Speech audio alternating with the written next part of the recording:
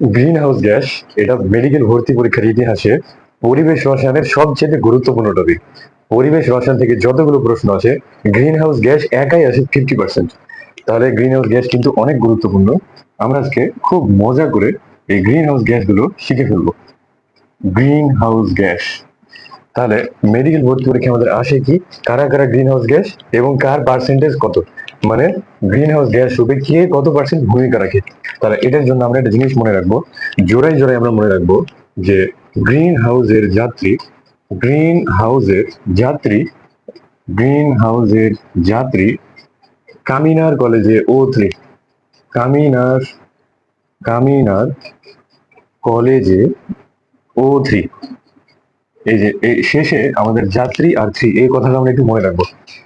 তাহলে গ্রিন হাউসের যাত্রী কামিনার কলেজে O3, কাতে কার্বন ডাইঅক্সাইড, কাতে কি কার্বন ডাইঅক্সাইড, যার ভূমিকা হচ্ছে একাই 50%, একাই 50%।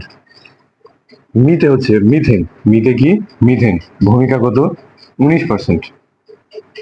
নাতে NOx মানে 1 2 3 হতে পারে, এর ভূমিকা হচ্ছে 5%। কোলেতে ক্লোরোফ্লোরোকার্বন, কোলেতে কি ক্লোরোফ্লোরোকার্বন, যার ভূমিকা কত 16%।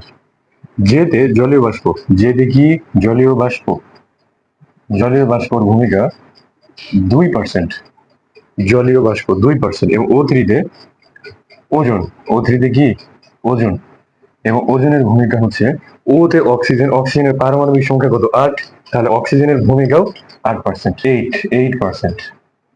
তাহলে এই হচ্ছে আমাদের গ্রিন হাউস গ্যাস।